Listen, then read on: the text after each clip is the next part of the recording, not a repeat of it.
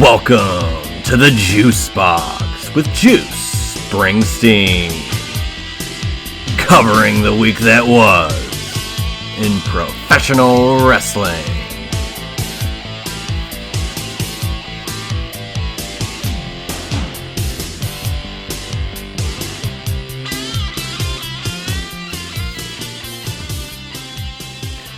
And hello everybody, and welcome to another edition of the Juice Box. I am Juice Springsteen, here in this very unusually chilly May evening for this recording.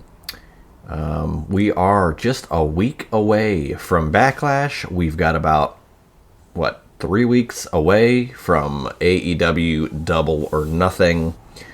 We've got a WrestleMania 44 potential location. We've got some other little news and notes. And today will probably be more of a condensed episode, considering we released last week's episode so late in the week. But, it is what it is. We are trying to get back on track. We didn't even have No Dirt, Just Dialogue this week. People are busy. Life is, getting in and out of the way of things, and it is what it is, but we're still trying to talk pro wrestling, as we always do here on the Juice Box, or in the Juice Box, whichever you prefer. As always, before we get into this week that was, follow me on Twitter at JuicySteen, on Instagram at Juicy Wrestling Closet. Subscribe to the Juice Box on YouTube at JuicySteen. You could also subscribe via Apple Podcasts or Spotify. Listen to the show on Amazon Music or JuicySteen.podbean.com. And if you do listen to the show on Apple Podcasts via iTunes or on Spotify, please leave a rating and review, as it does indeed help the show grow. As I said, today will probably be more of a condensed episode. We will be diving fully head on into the Backlash card next week. We've got, I believe, 3 matches confirmed for this show already. I would wager maybe one more match will be placed on the Backlash card for next week. We'll see. Maybe even 2. The 4 to 5 match PLE is the Triple H specialty. 5 to 7 when it's a SummerSlam night 1 or 2, or WrestleMania night 1 or 2, although there were 6 matches on night 2, 7 on night 1, so it kind of varies, but that sweet spot seems to be where we are headed for Backlash in Tampa, and we'll discuss the card here in a moment. But what we had on Raw this week was setting up this card that we're going to discuss here. We had, Rollins and Braun Breaker having a little promo battle showdown to start the show, where Seth Rollins is one of the best wrestlers in the world in the ring, and I just don't really care for his promos. They don't do much for me. Braun Breaker is kind of better suited to not necessarily cut promos. I will say he's decent at it, though. He's not just a, what some outsiders could call like a meathead who doesn't know how to cut a promo. I mean, Rick Steiner never really cut great promos. Scott Steiner learned to cut great promos kind of by lucking into it, by way of just, becoming Big Papa Pump in a character change, and it really helped his, I guess, aura as a character grow, and his promos kind of showed and reflected that as he got older in his, late WCW to TNA days. The promos were just unhinged and, quite frankly, very entertaining. So, and that was kind of referenced, the Steiner factor from Seth Rollins in this promo one-on-one, and it was interesting. But like I said, I am more interested in the one-on-one match they will have in the ring next Saturday night for Backlash. But that was how Raw started. We also had Jay and Jimmy, the Usos, kind of giving their take on what's been going on with Jacob Fatu challenging Roman Reigns, and we kind of got that settled as well. So we'll talk about that in a moment when we run down the card. Becky Lynch got the win defending the IC title against Io Sky. Rey Mysterio defeated El Grande Americano. Oba Femi disposed of Grayson Waller in short order. The Judgment Day of Raquel Rodriguez and Roxanne Perez defeated Bayley and Lyra Valkyria. Stephanie Vaquer was beat up backstage, which, could be a way to write her off. We're not really sure. And Penta defeated Rusev. Kind of a run-of-the-mill episode of Raw, to be honest with you. But it definitely does seem like, we're a week out. They're going to add another match, but they're promoting SummerSlam and the tickets going on sale. I think we're going to start seeing what SummerSlam could look like. I know it's early, but it is August 1st. It's not late in August. It's the first day of August. So May, June, July, you got 3 months to kind of build up this thing. And they're going to try and build it the best that they can. 2 nights in Minneapolis. We'll see how it's going to go. But in addition to what happened on Raw, it was announced today of the future dates for Roman Reigns. And they were advertised, pretty interesting to see it like this, where Roman has been criticized for being a, quote, part-timer, or just not working every week, especially when he's in really big spots on the card and just kind of showing up when he needs to for one way or the other. But as he's kind of locked back in as a world champion, he lost the world title. He lost the WWE title at WrestleMania 40. He wins the World Heavyweight Championship at WrestleMania 42. So that those 2 years of him not really being at the main focus of WWE, seemingly now he's right back in it as world champion. And it was announced today that these are the dates Roman Reigns has been advertised for going forward for May and June. We've got May 4th on Raw. That's in Omaha. And then, of course, Backlash in Tampa, May 9th. You've got Raw on May 11th, 18th, and the 25th. And then in June, we've got Italy, June 1st, France, June 8th, Baltimore, June 15th, and London, June 22nd. Now, June 27th is Night of Champions in Saudi Arabia. And if Cody Rhodes keeps his championship all the way until then, we could see Roman versus Cody 3, I guess. It's not title for title, but I want to make sure I have this correct. So it's not necessarily that. They I don't know if they're doing the crown. That's the crown jewel champion. Night of Champions will more than likely just be a regular match. So Cody probably won't defend his. It won't be Cody versus Roman 3. I don't think in Saudi. I think they're going to keep that for some other big show in the States. I mean, WrestleMania 39, WrestleMania 40. It would only make sense that Cody Roman 3 would happen at a WrestleMania. Who knows when, but that's when I foresee it happening. But it is interesting to see those dates for Roman Reigns. As, Night of Champions is June 27th, so I would wager he'll be at that show as well.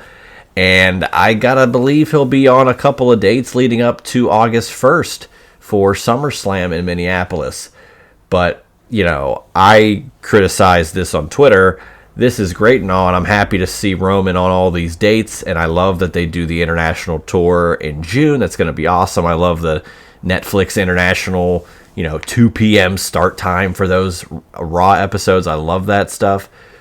But for me, if Roman says he's going to be full-time, no more part-time BS, I need to see dates in September for Roman Reigns or October when Raw's going up against Monday Night Football, and it's a interesting yet somewhat downtime for WWE, even though September is going to be Money in the Bank this year. The first week will be Money in the Bank in September in New Orleans, because that was their compensation for not getting WrestleMania this year. We'll talk about that location for 44 in a second. But you would think that because of all that, maybe Roman would be involved by September. But, if I see him having dates in September, that's when I'll fully start buying into a full-time Roman Reigns schedule.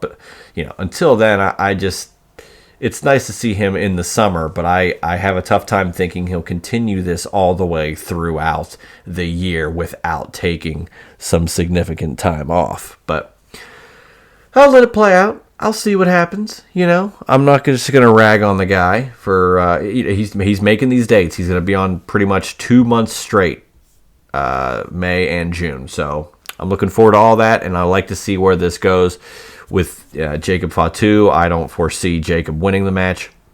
Let's talk about it. Actually, let's talk about Backlash, which is taking place, as I said, in Tampa. May 9th, next Saturday. We've got 3 matches thus far. Like I said, I think we'll see a 4th. We've got Roman Reigns, Jacob Fatu for the World Heavyweight Championship. We've got Io Sky versus Asuka in a, general grudge match. And then we've got Seth Rollins versus Braun Breaker in a grudge match as well. So we will see how things progress. I would wager we see at least one more match at Backlash, if not one additional women's match and one additional men's match for a 5-match card, but it's probably going to just be 4 matches, maybe a segment. Maybe Dan Haslam will be there, who knows. But that's where we're at with Backlash and the WWE of it all. We'll talk a little AEW here, and then we'll talk the news about WrestleMania 44 potentially. And then we'll do a little throwback segment of this day/week in wrestling history, which I really enjoy doing, and I haven't done it in a while, and it's a nice little, filler segment for whenever news may not be as pertinent or as heavy as weeks past. So in the AEW world, we are still getting, leveling up as we get closer to May 24th for Double or Nothing, which is a Sunday Memorial Day weekend pay-per-view taking place at Louis Armstrong Stadium in Queens. I'm looking forward to this. I love their Grand Slam shows that they've done at the tennis stadiums at Arthur Ashe, and I think this is going to be another cool venue for AEW, and I think it's going to be a really unique presentation on TV. So as of now, we've just got Okada and Takeshita for the international title, and updated now is an I Quit street fight where if Cope and Cage lose the match, they must retire as a tag team, and the AEW World Tag titles are on the line. Cope and Cage challenge FTR. And on Dynamite, we had that addendum. It's an I Quit street fight where Cope and Cage have to retire if they lose. It's going to be a hell of a match. Cannot wait. We get, that's a pretty big deal. And we also had, of course, pretty loaded storyline based episode of Dynamite this week. Of course, with Darby Allin being the new world champion, taking out MJF and becoming the world champion. Last week, Darby defeated Ciampa in a 5-star match to retain that title, and then he gets Brody King this week. I love the fighting spirit of Darby Allin. I think it's going to be his downfall as well, which I think is a great storytelling device of this guy's a fighting champion. He puts himself through anything, including glass and fire, whatever it takes to win matches, and now that he's the world champion, he's willing to defend it every week if possible, and I think that's going to eventually be his downfall, but I think that's a perfect way to utilize him and have exciting matches along the way. So we had the Jet Kevin Knight taking on MJF, And man, the fact that we get a small package victory, Kevin Knight winning the match, taking out MJF. MJF, though, of course, definitely wants a rematch, and we'll see what happens. Darby said he wouldn't give the shot to MJF if, unless MJF puts something on the line. So who knows what that will be. And of course, next week, if Darby were to survive this match with Brody King, he says Kevin Knight's the guy to challenge for the AEW title. And we'll talk about that in a moment, but like I said, we also had Cope and Cage answering the I Quit thing, which is awesome. I can't wait for that. An I Quit street fight. Sometimes match types shouldn't combine, but I'm kind of here for it. I really like that. I like FTR as a tag team. Cope and Cage, of course, also a legendary tag team. There's just a lot to like, and I'm excited to see the match unfold May 24th. We had the Brawling Birds defeating Emily J and Jordan Blade. We'll see what's going to happen with the women's tag titles as the Brawling Birds are trying to, get into it. Jamie Hayter getting cleared for action for the first time since losing to Tekla at Dynasty. We'll see what happens. We'll see what happens with those two women in tag division, or maybe getting against the Triangle of Madness in some sort of 6-woman tag. Okada defeated Ace Austin, and we're it's on its way. Takeshita Okada international title at Double or Nothing. These two have been on a path for a long time to face each other, and now we get it for the international title on pay-per-view in New York, which is going to be badass. Swerve Strickland, who I believe announced the 4th round pick for the Jacksonville Jaguars right here in Pittsburgh, which was really cool. He got to spend time with Roger Goodell, Michael Keaton, Curtis, my favorite, Martin, Pro Football Hall of Famer. And Swerve, after doing that and having a fun little weekend there, it looks like it's going to be Bandito, who could be in Swerve Strickland's target next, as Swerve dusted off a poster, which was the most wanted poster, and Bandito, they could be on a collision course maybe for the pay-per-view. I just don't know. It's kind of earlier that they're planting the seeds here, but Swerve, setting the poster ablaze, and I don't know. It's just, I love this stuff. It's little storytelling. It's nuanced, and it's interesting. We had Will Ospreay training with the Death Riders, which was really a fun little segment. I'm curious to see what's going to happen with all this, especially if Ospreay eventually goes and wins the world title or challenges for the world title at Wembley. This will be an interesting wrinkle to that if we get that down the line.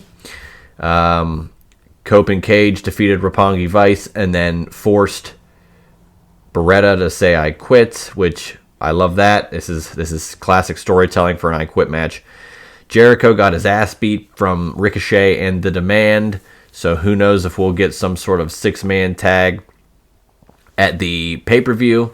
If Jericho finds 2 men to tag with him, who knows? We, of course, women's tag champions, as I said, Divine Dominion, Megan Bayne and Lena Cross took out Hikaru Shida and Chris Statlander in a tag match to retain the championships. Andrade and MJF had some sort of an interaction, so who knows if they'll have a match from now until Double or Nothing. The Ops, who are, they added Anthony Bowens, so I'm kind of intrigued by that. Joe kind of said to Will Ospreay, like, hey, you don't want to mess with the Death Riders too much. We saw what they did to you, and now you're going to maybe, just be careful. So I like all these dynamics. The storylines are intermixing. The characters are all intermingled in a way. It's all being dovetailed. It's interesting, and it's kind of, it's good. I like seeing it from AEW when like I said, in weeks past, maybe AEW's weakest point is their week-to-week storytelling. I mean, their pay-per-views are always incredible spectacles, and I love watching them. But stories kind of take a back seat for the most part, in the sense of it's not what drives these matches. The matches and how incredible they are drive the pay-per-views. But on TV week to week, they got to build these stories, and I think they're doing a good job over the last few weeks, especially with Double or Nothing being such a pivotal show here coming up. And then we had the world title match, AEW world title on the line, Darby Allin, Brody King. Darby gets the win, pinning Brody with a couple of coffin drops, and Darby winning the match. Kevin Knight looking from the crowd at Darby. We get Darby Allin versus Kevin Knight. Kevin Knight defending the TNT title against Hook this weekend. So we could get, we're going to get Kevin Knight and Darby Allin. Kevin Knight within a year now is going to challenge for the AEW world title. I believe once again, I think he had a title match earlier against MJF, but now he gets another one, this time against Darby Allin on Dynamite next week. Looking forward to that. So, again, I like where these things are headed. I like that the stories are intermixing with each other. I like where all these stories are probably headed, which is Double or Nothing, arguably your biggest pay-per-view, outside of maybe Revolution, and of course All In, which is your stadium show at Wembley Stadium this year. So that's pretty much the week that was, outside of where the WrestleMania 44 location will be. It is rumored that it will be taking place in none other than Nashville, Tennessee. Now, I will say this, in 2022, when the announcement of the new Nashville, location for the Tennessee Titans, like the stadium was going to be announced. I think it was like new Nissan Stadium or something. Whatever it is, it was announced in 2022. And I had said even then, October of 2022, that you're going to get a WrestleMania in Nashville within the next 10 years. The stadium was going to be ready by 2027.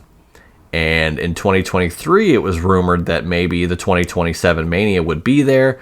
Of course, that's not the case. Saudi Arabia is getting it earlier, and they are getting it in 2027. So the announcement for WrestleMania 44 will probably happen sooner rather than later. And it seems to be, and reported by Fightful, WrestleVotes, I believe, to be in Nashville, which I could not be more thrilled, because I will more than likely go to that WrestleMania. I have not gone to Vegas either the last 2 years. I went to WrestleMania 40 in Philly because it was a drivable distance, and it was just going to work out better that way. I didn't go to 39 in LA or 38 in Dallas, and I hadn't gone since 35 pre-pandemic, where I had gone the previous 4, from 32 to 35. So I've been to 5 Manias, and I'm looking forward to that 6th one. And Nashville would be a great spot to go for one. It's a quick flight from Pittsburgh.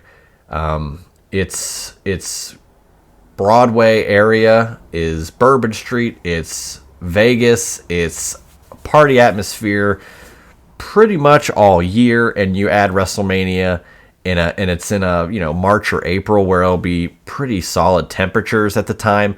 I really think that is going to be a prime locale for WrestleMania 44. And I'm really looking forward to it if that does indeed take place. So it would be my first time to Nashville, and it would be my 6th WrestleMania. So I'm hopeful that comes to fruition. Hopefully we'll find out sooner rather than later. But I did want to touch on this day in wrestling history. We're going to do when we record this episode, so May 1st. And we've got some interesting stuff here on May 1st. I do want to mention quite a few WWE pay-per-views took place on May 1st. And a couple of heavy hitters. We've got Backlash 2005, where we had Hogan and Shawn Michaels defeating Muhammad Hassan and Daivari. which, was the precursor to Shawn turning on Hogan and us getting the SummerSlam match. But we also had Batista and Triple H in their rematch from WrestleMania 21.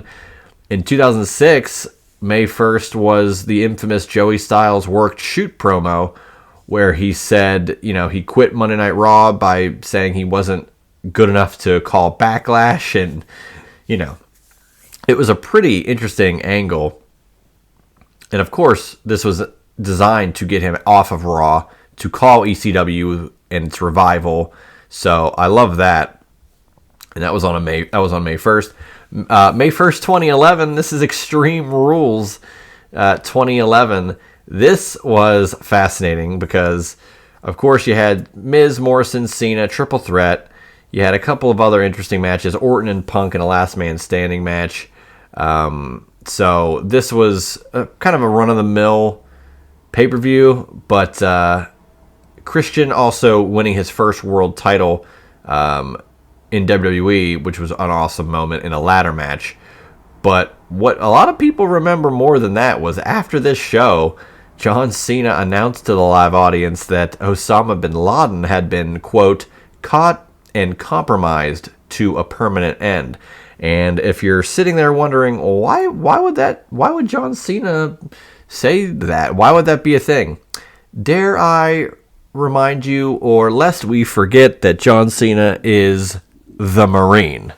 So I thought it was very apropos, very interesting, to say the least. And then Payback 2016, which I thought was a great WWE pay-per-view back in the day. I always enjoyed Payback. The 2013 Payback I thought was probably one of WWE's greatest pay-per-views of the 2010s. And the 2016 show was interesting. We had Dean Ambrose taking on Chris Jericho, which is wild considering the Mox Jericho interactions in AEW. Kevin Owens and Sami Zayn had a one-on-one match, one of their many one-on-one matches. This was also a show where we had the Enzo Amore Big Cass versus Vaudevillains #1 contenders match, where Enzo hit his head off the top rope in that very scary situation, which was pretty wild, which I remember. And then Roman defeating AJ Styles after we got a bunch of BS where Styles won by countout. Shane says, no, it's going to be no countout now. Reigns hits Styles with a low blow, and Stephanie McMahon says, no, it's going to be no DQ, and then Reigns wins with a spear. So kind of like SummerSlam 96 with Shawn Michaels and Vader, which I didn't really like. But that was May 1st. Shout out to Joe Hendry, happy birthday. Shout out to the Human Tornado, happy birthday. And Tim Storm, former NWA World Heavyweight Champion. So you love to see it. A lot of good stuff in this day in pro wrestling history for May 1st. Now, because this will also kind of coincide with May 2nd, I will bring forth some May 2nd stuff as well. We had the 41-man Battle Royal to end WCW Thunder in 2000. Randy Savage's last appearance in a WCW ring. We had in 2005 the Gold Rush tournament match where Shawn Michaels hits the in midair sweet chin music on Shelton Benjamin, one of the greatest moments in Raw history. That took place on May 2nd. And we've got some big birthdays on May 2nd. Pat McAfee, Big Boss Man, Demolition Smash, and good friend of the show, Dwayne The Rock Johnson. So that is pretty much all I've got here for the week that was in pro wrestling here on the Juice Box. As always, you can follow me on Twitter at JuicySteen, on Instagram at Juicy Wrestling Closet. Subscribe to the show, The Juice Box with Juice Springsteen, at Juicy Steen on YouTube. Listen to the show on Spotify, Apple Podcasts, Amazon Music as well, and juicysteen.podbean.com. And if you do listen to the show on Apple Podcasts via iTunes or on Spotify, please leave a rating and review because it does help the show grow. So appreciate you guys listening to this episode of the Juice Box, episode 211. Wow, pretty crazy. It feels like just yesterday we did the live episode 200 episode. But yeah, we're moving onward and upward. Next week, we've got the WWE Backlash PLE prediction show. Who knows? Will I do it solo? Will I have a tag team partner? Will it be a live show? Any of those things are in play. But as always, enjoy your wrestling weekend. We'll talk next week. Darby versus Kevin Knight as well next week. So tune in to next week's Backlash predictions, though. In another episode of the Juice Box, I am Juice Springsteen, and I will see you guys next week for that episode of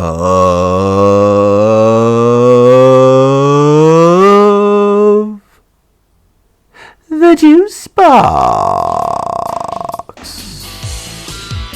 That was the Juice Box with Juice Springsteen.